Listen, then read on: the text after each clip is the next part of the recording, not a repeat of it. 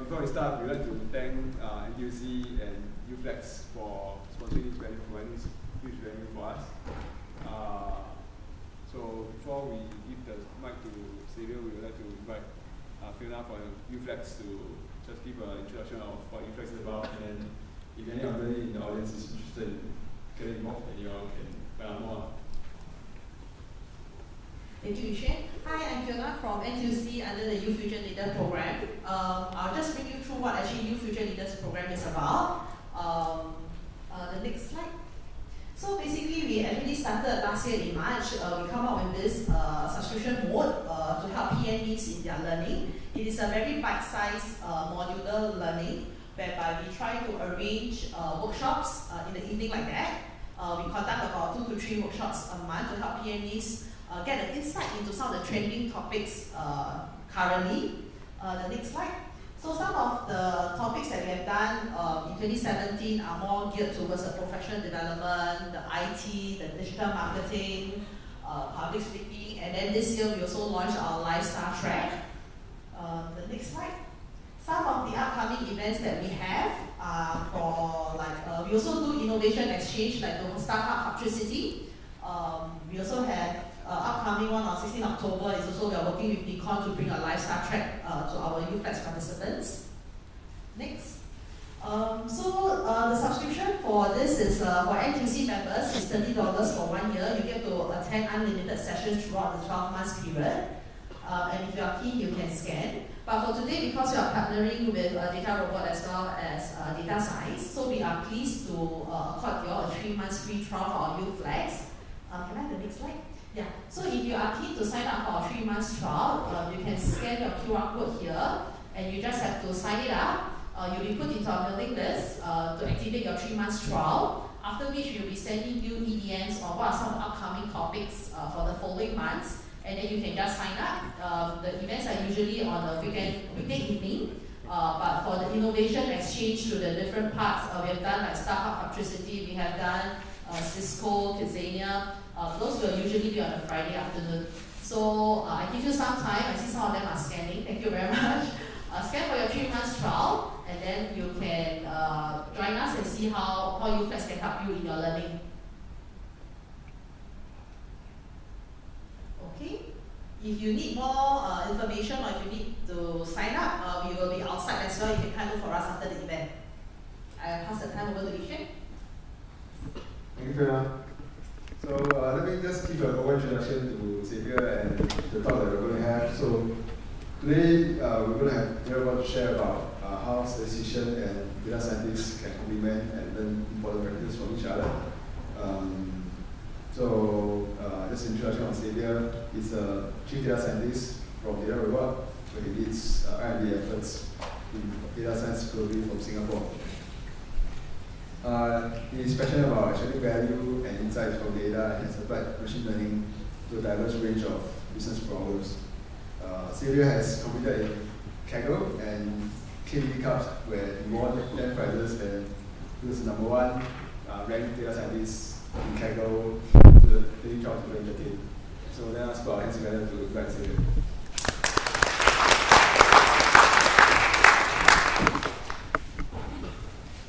Thank you, Lisa. So, good evening, everyone. Thank you for coming for my talk. Tonight, I would like to share some ideas on how statisticians and data scientists could learn from each other. Those ideas will be based mostly from my own experience as an actuary and after as a data scientist. So let me first introduce myself.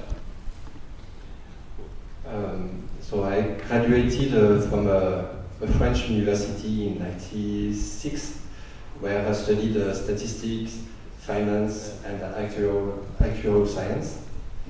And up to 2012, I worked for the insurance industry as an actuary in France, Brazil, China, and Singapore.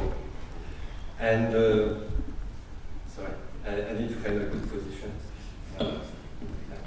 And in 2011, I came across papers on the machine learning, and I fell in love with it. After that, I didn't want to do anything else.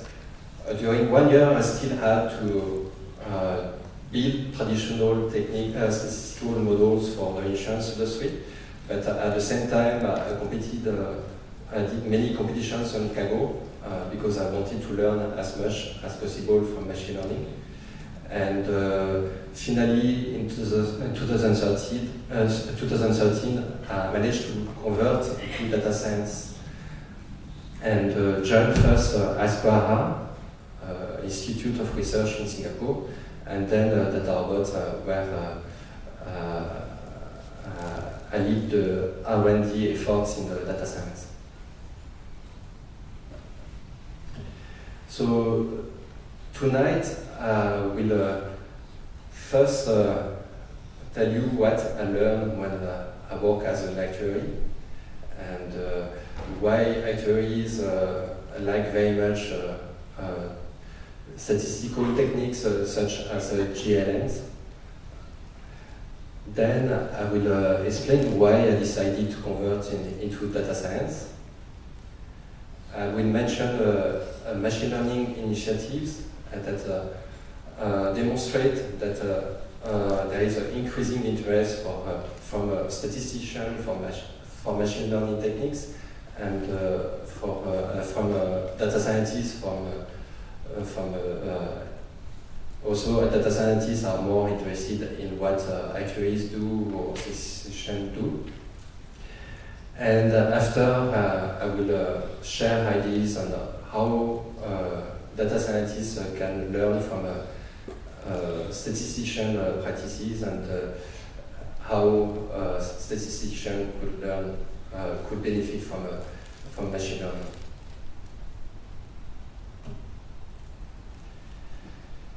So, what did I learn when I was an actuary?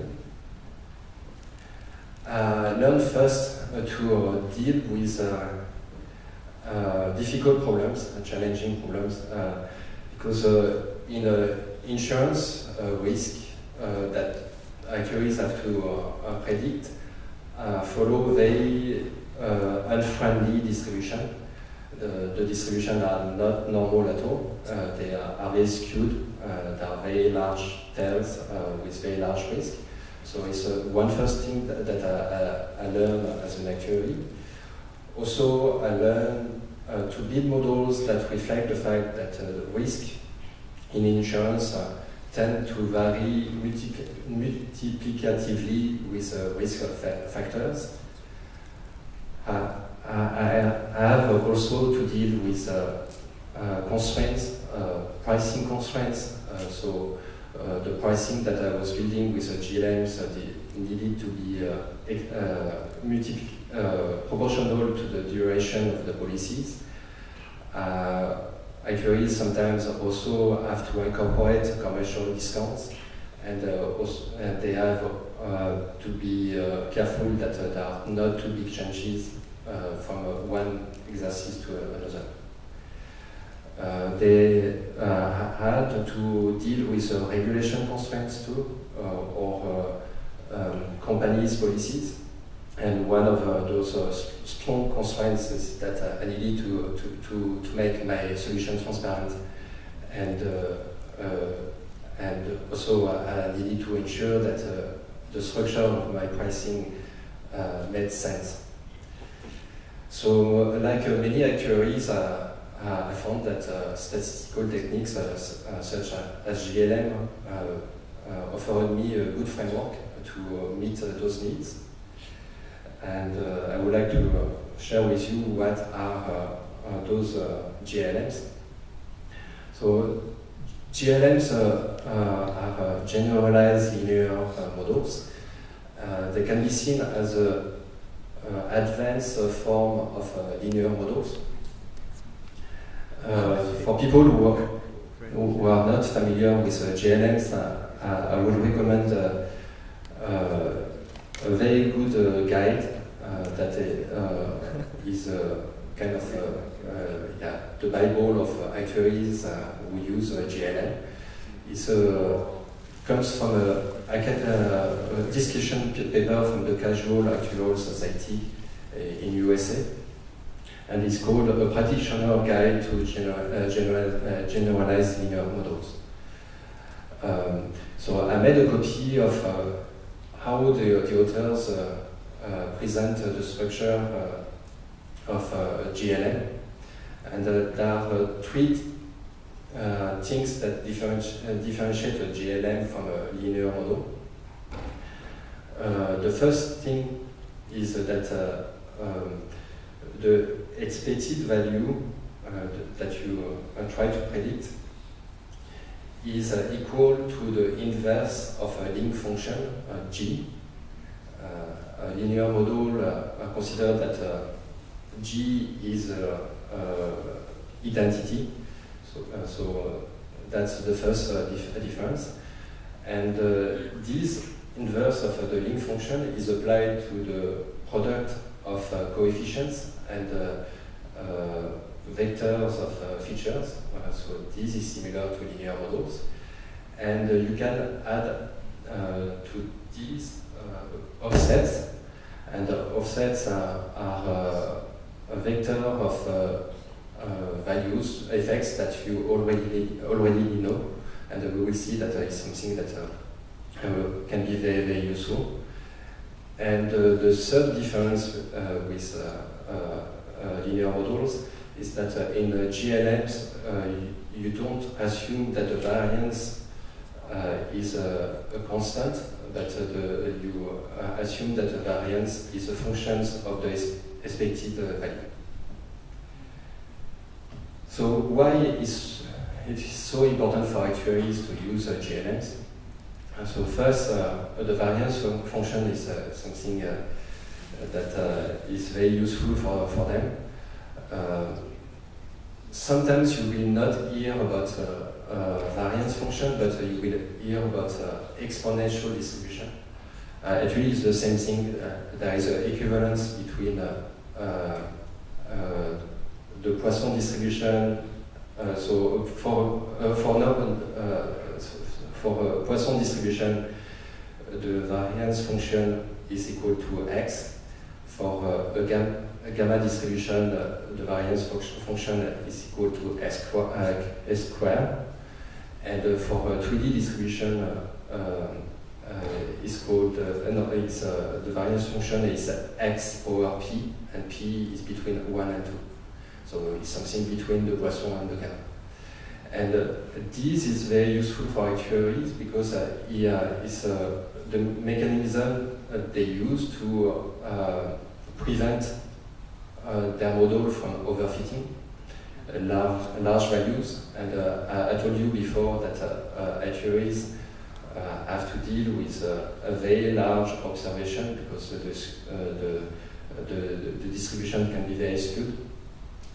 And so when an actuary is using the gamma deviance, the gamma distribution, he informs the model that the variance is high if the expected value is high, and this makes that the GLM will less penalize deviation from the expected value.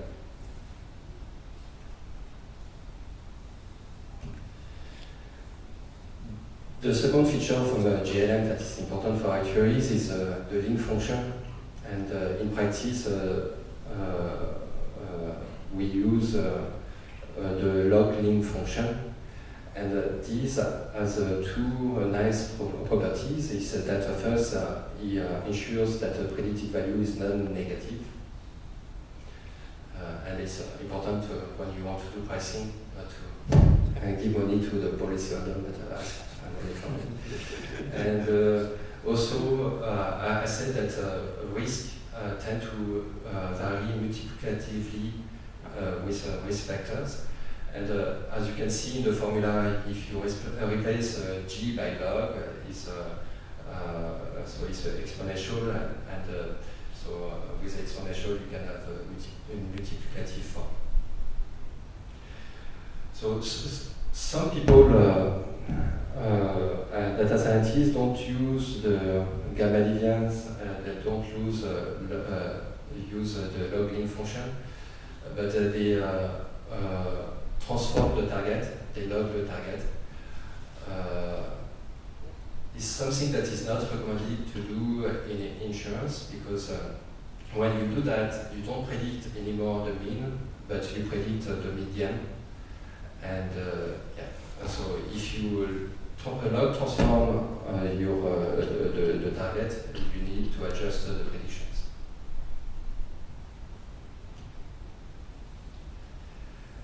Offset is the third feature that is very important for actuaries, and actually is my favorite one.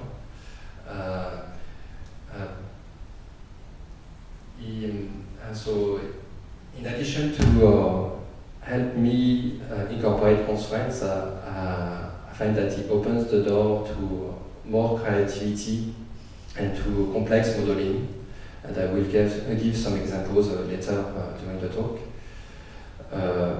But in practice, actuaries use a lot of offset to enforce that the price is proportional to the policy duration. Can you hear me well? Okay, sorry for that.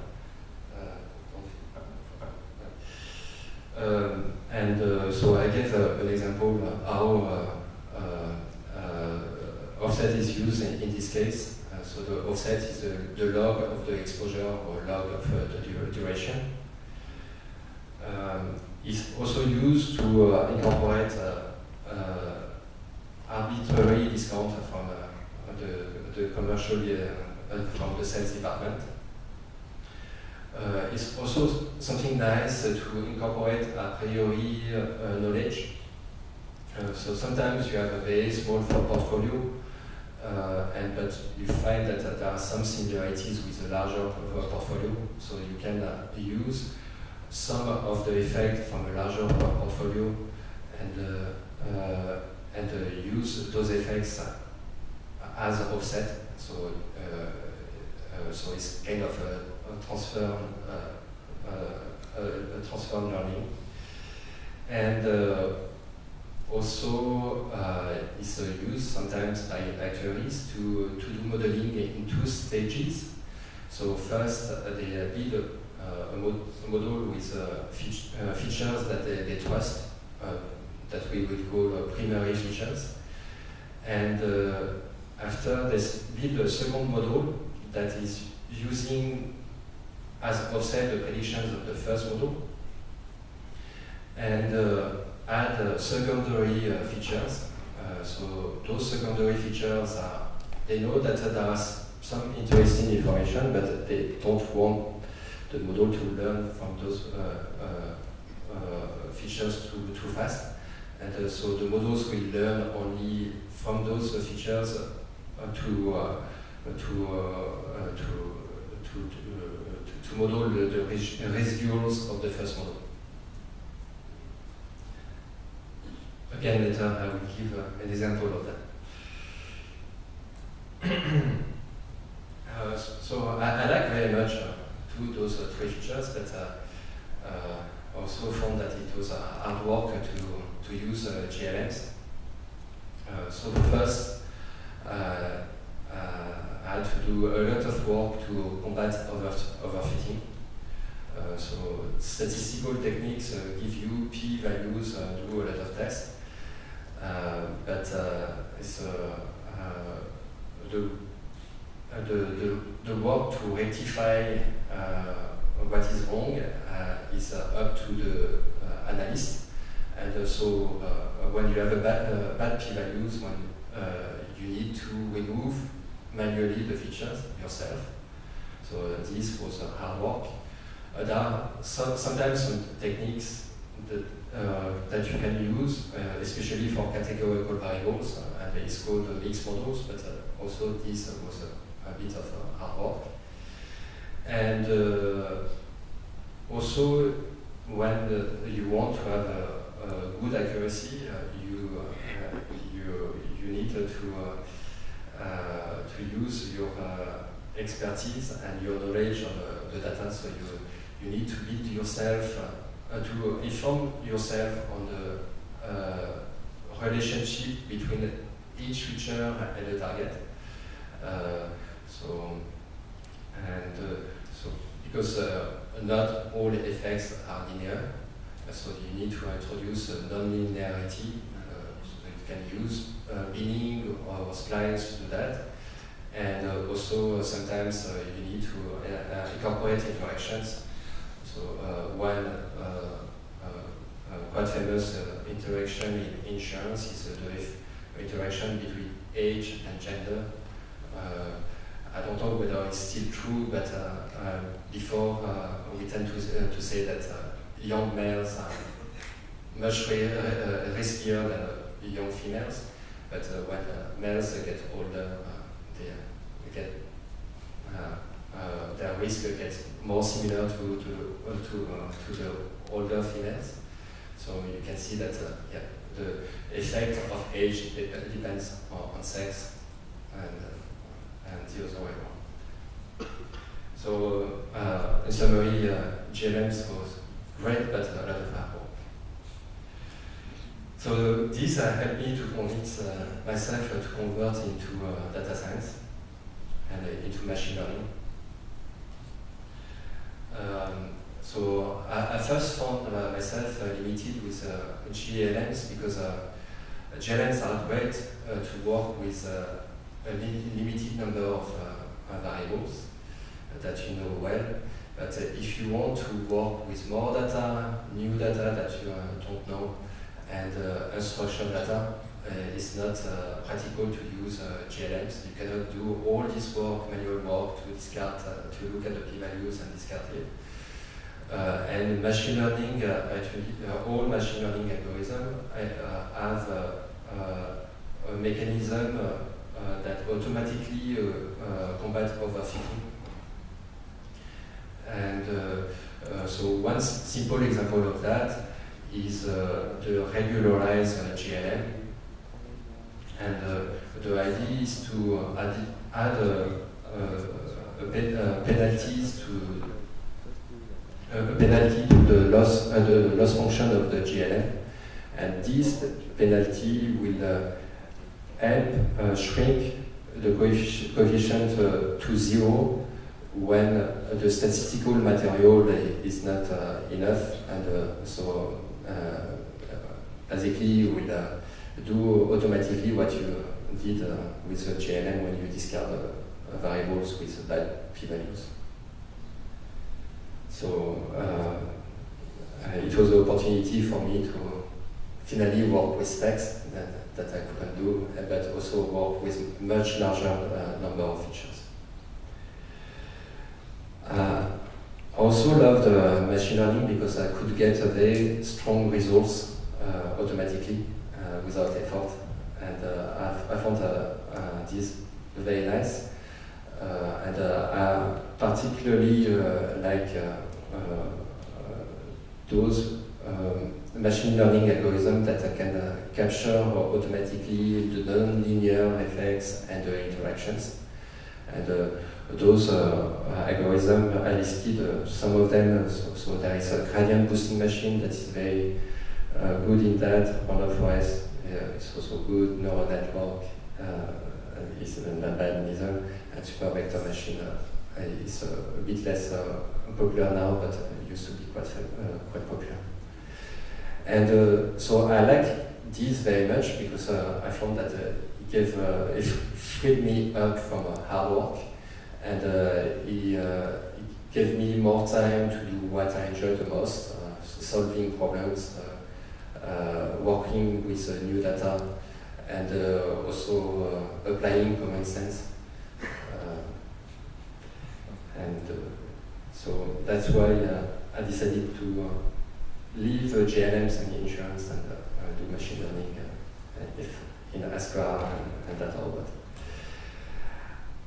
But at the beginning, when I started to use machine learning, not everything was all pink. It was not La Vie en Rose all the time. And one big frustration that I had is that the GLM features that I liked to use in insurance, I couldn't use them with the open source implementation in 2011 or even in 2013. And so the good news is that these change and quite a lot. And I took one example, as an example, the XGBoost package. So for those who don't know, the XGBoost package is one of the most popular open source package, and it implements one of the most powerful machine learning algorithm, gradient boosting machine. And since 2006, XGBoost supports the Poisson, Gamma, and Tully distribution, so the exponential distribution of the GLM. It supports offset, and it supports the logging from the function. XGBoost went even beyond that to make people, actuaries, and I guess statisticians are happy. They support now the monotonic constraints. So it's some very good features to use when you know that your prediction should always increase with a variable or always decrease. So in insurance, your pricing should always increase with the sum insured. So it's something that makes sense, and also it's something that is important. You get fired if you do something else. And also, yeah, it's an opportunity to incorporate a priori knowledge, and when you know that, yeah, something should have that should increase together with the feature. You will help the machine to make something that makes sense, and also you will get a better accuracy. So why a statistician, a data scientist should be excited by that?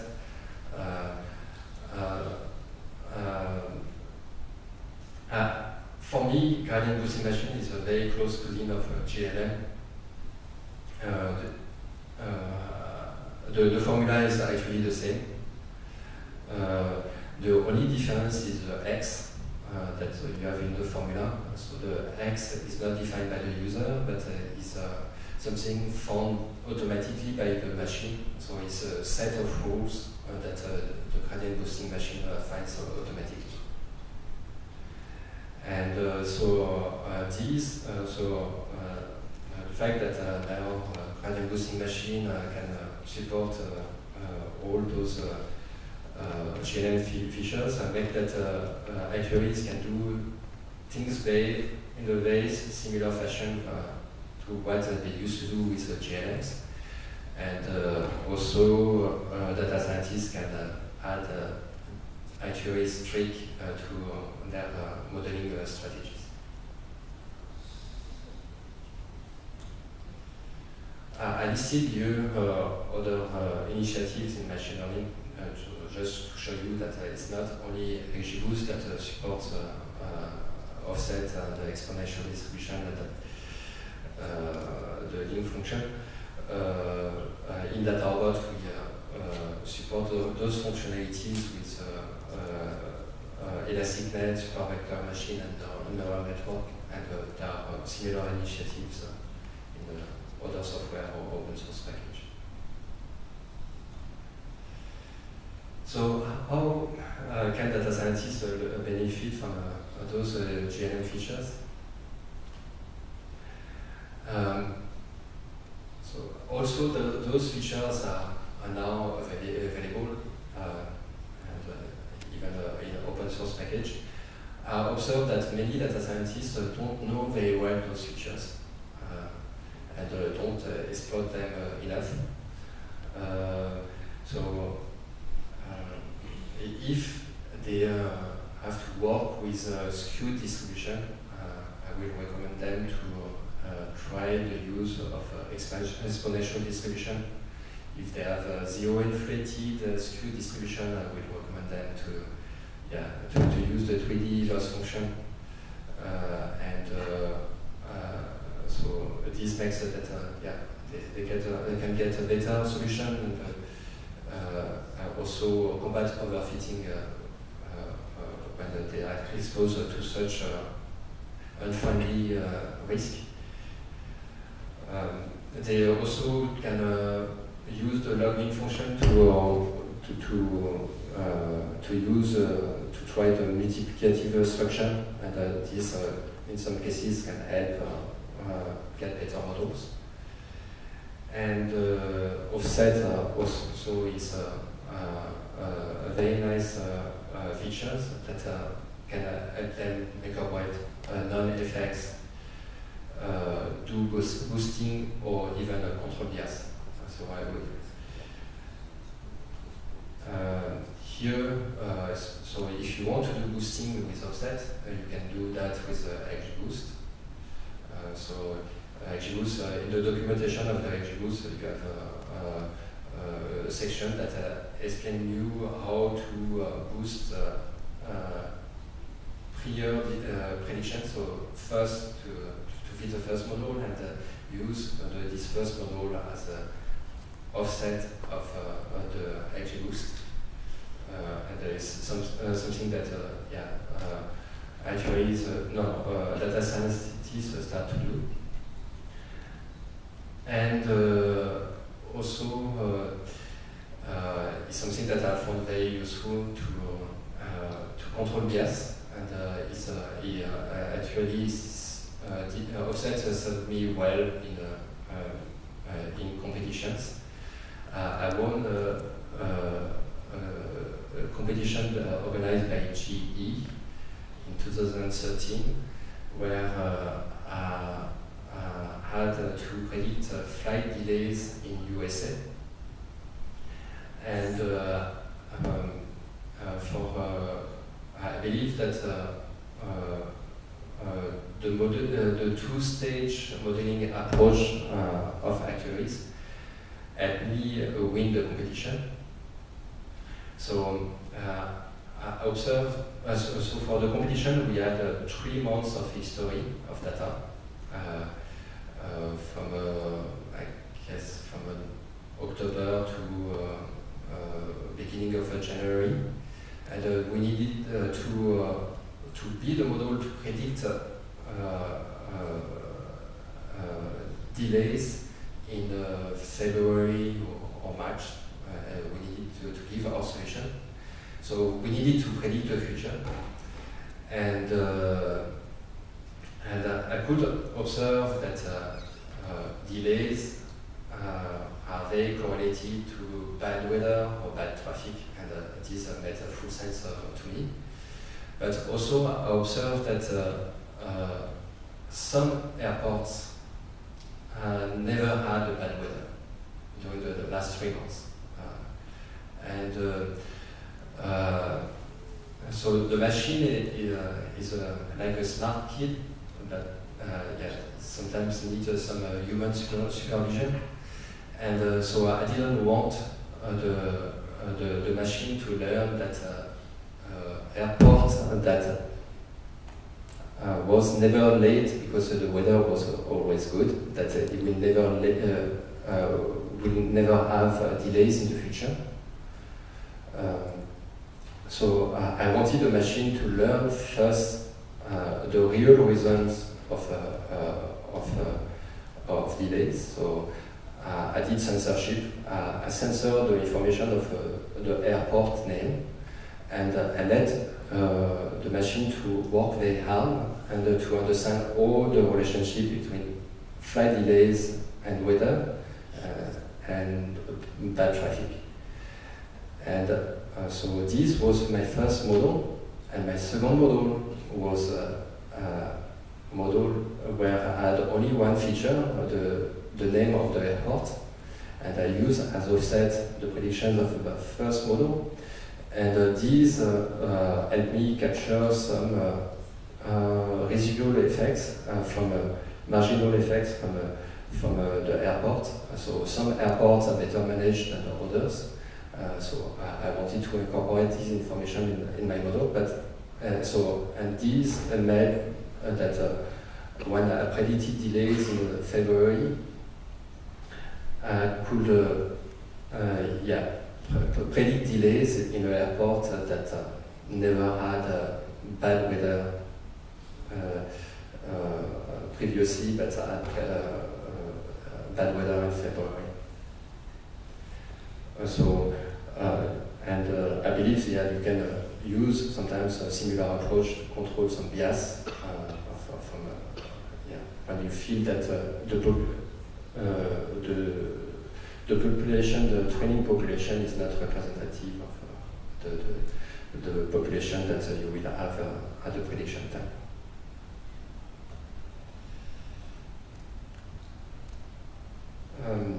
Here I will present some ideas for statisticians who still want to build simple models but want to benefit from machine learning.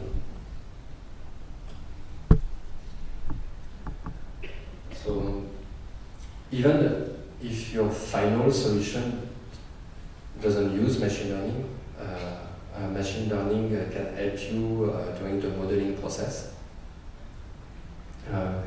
First, machine learning solution can be used to benchmark your solution, and actually DataRobot have clients, large bank clients who do that with their risk department. So the risk department is using DataRobot. DataRobot is a machine learning tool, automated machine learning tool, and they can compare the predictions of this automated machine learning with the predictions of built by other departments, and they can check whether there is not a too big gap. It can be also very useful to explore new data. The machine learning will give you very good results very fast. Even with new data, you don't need to know very well your data to get good results. And also with variable importance or feature impact, you can detect which variables contain interesting signal and add those features those variables to your simple model. And also you can use the machine learning insights to define the structure of your model. So we saw previously that for GLM you need to define the relationship, sometimes non-linear relationships between the variables and the target.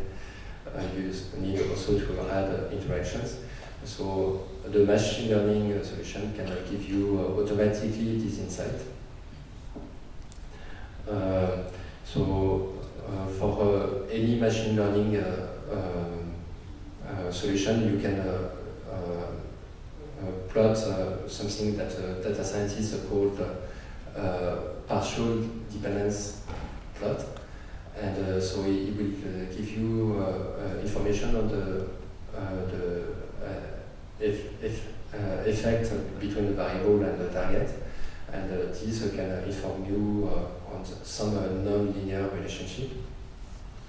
And so you can use this information to choose your beams or to choose your splines. But be careful when you do that. Don't forget that generalized linear models are not as smart as a gradient boosting machine. So the risk, if you try to mimic what a gradient boosting machine did, is that you will create very small beans with not enough data, and your GLM will overfit. And this is because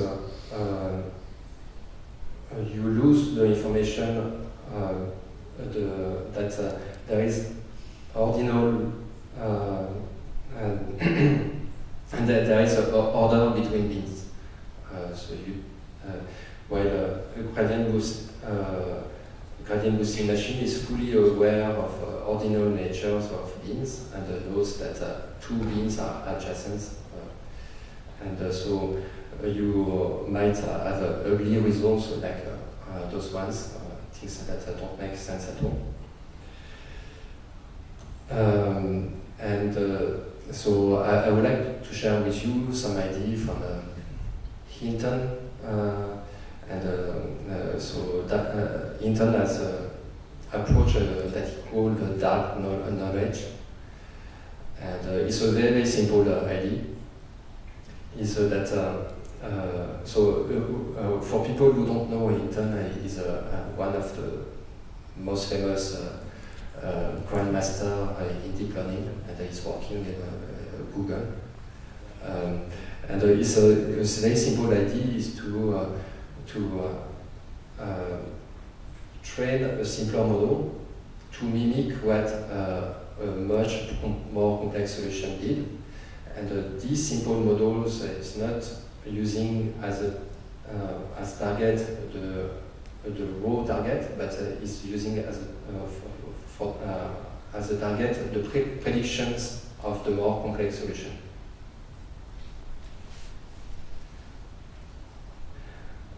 So Hinton got very good results with deep learning doing that, and reported that even sometimes get better accuracy with the simple models that mimic the more complex solution. I replicated,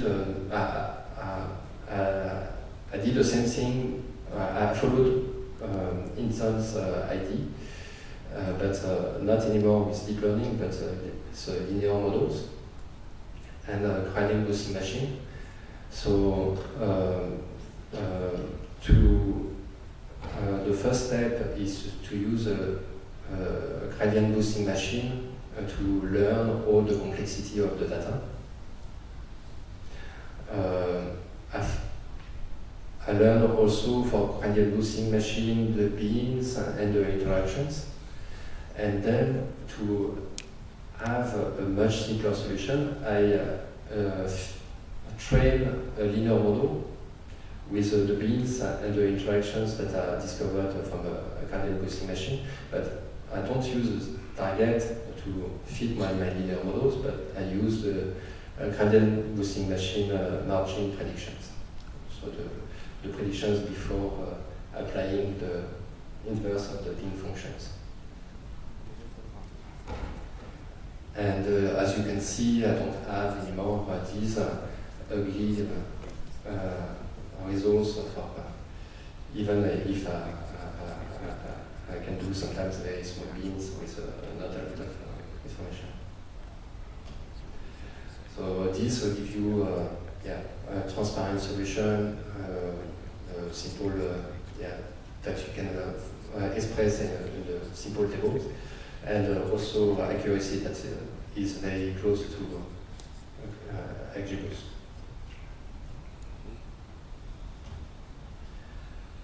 Another idea that I like very much is this time it comes from Japan and Belgium.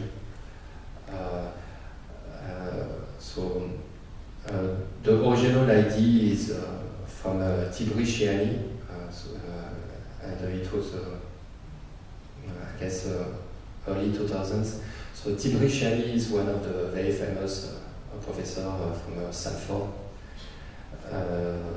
And did a lot of work with Friedman and Hastie.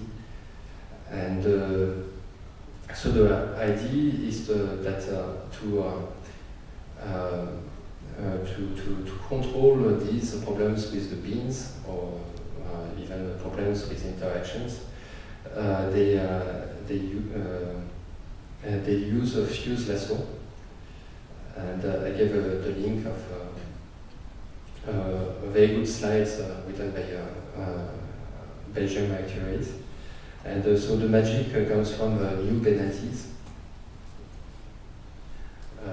So first for the numeric features from that you created beans, you add a penalty that you inform the model that coefficients of the two beans that are adjacent should not be too large. They can be large if there is a very strong signal, but if there is no data or very little signal, the machine will make the coefficient close automatically.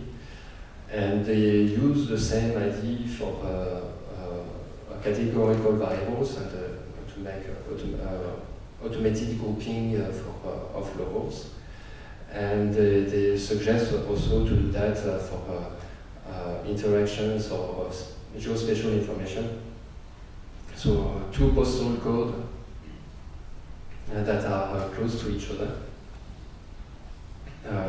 should not have coefficients that are too different. And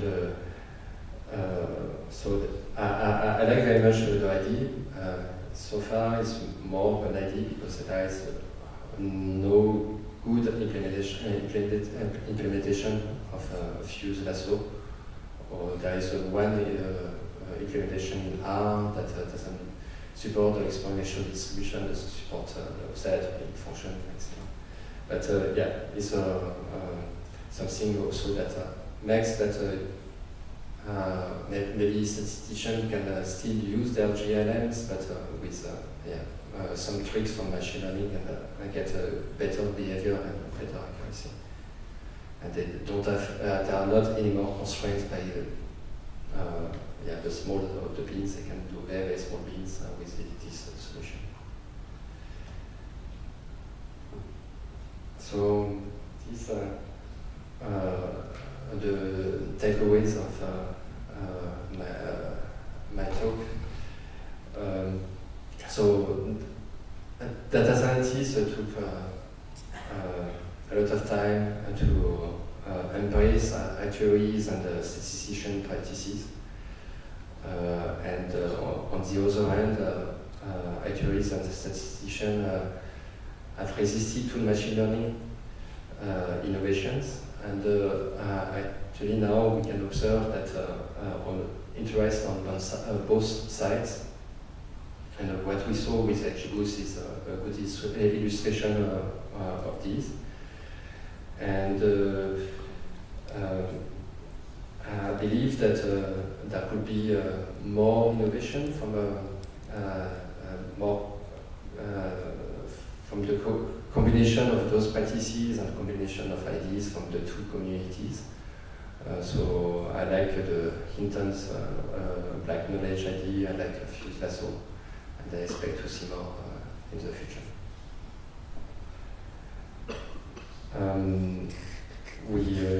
This is a screenshot of DataRobot.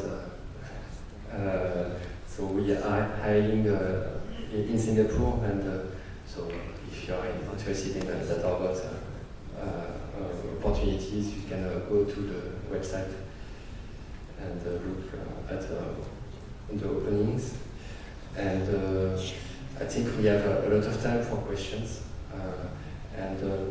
So I know that I talk a lot about actuaries, so if there are some statisticians who can share their ideas or what data scientists learn from what they do, I think it would be good for all of us to learn from your experience. All right, thank you very much. Thank you,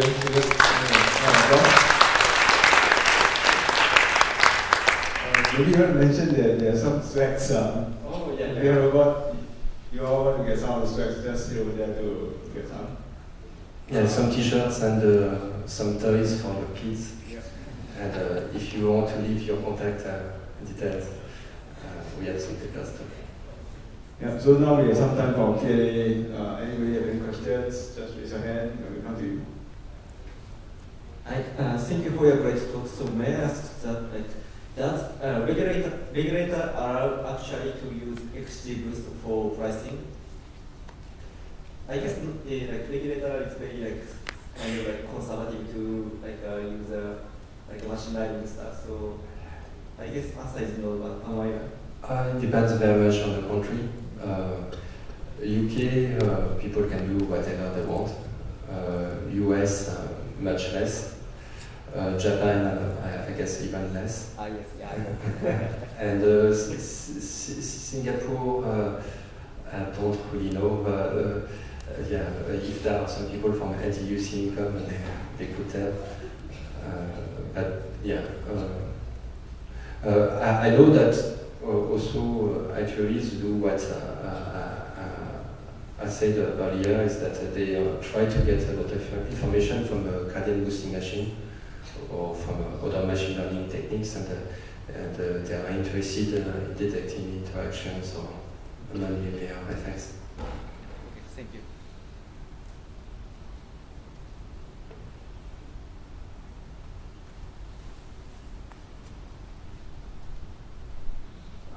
Thanks, Xavier, for the fascinating talk. I was just quite intrigued by Hinton's black, dark knowledge, something. So maybe you could provide some intuition as to why the method works, and am I right to interpret that the actual model that you implement is just a simpler model? It's just the level 2 model? So it works because actually what did the more complex models at the beginning is to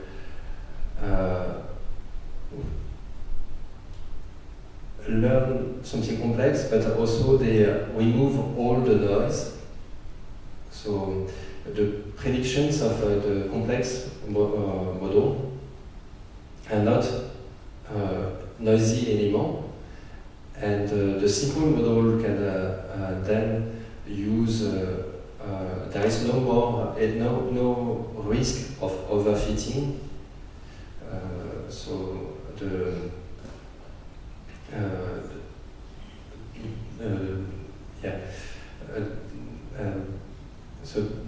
predictions are not noisy anymore, and so it makes that you can build linear models with very small bins,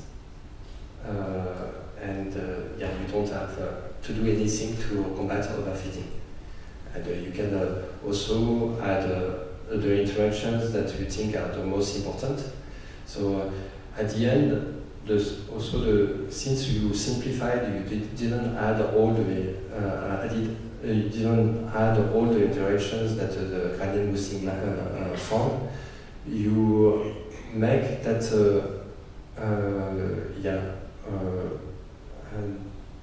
the noise that still remained in the XGBoost solution is removed by the simpler solution. So if so sometimes it happens that you can get better accuracy, but usually you get lower accuracy. But yeah, it's a very my point is a very efficient way to build simple solutions, and thank you.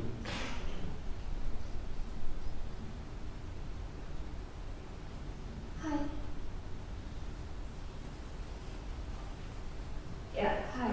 I thought it was very interesting how you could incorporate knowledge of complex interactions in your model, like with age and sex. And I was wondering whether you see similar ideas being applied from fields like causal inference or probabilistic graphical models, which also deal with this question?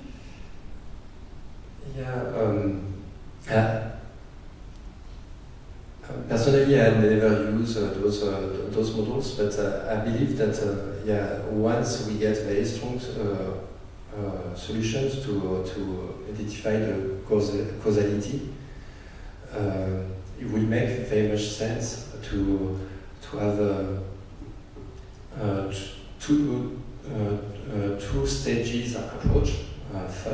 In the first stage, you use only the features where you see there is a very strong causality, and then the second stage is you can add those features that you trust a bit less. But yeah, if you, I think it's very important sometimes to make that your model makes sense, and yeah, it could make it can be useful to detect causality. I believe that also the human can sometimes help the machine. So yeah, and so what people do is that they train a machine learning solution, look at the feature impact or the variable importance, and focus on those variables with most important. And sometimes, yeah, they can see that, there is something that doesn't make sense, or sometimes it can happen that there is a very strong feature, but this very strong feature, it would be better to replace this very strong feature with other features that explain this feature. Yeah, so I encourage you, yes, to look at the machine learning results and yeah. But the process, there is much less iteration than with GLM.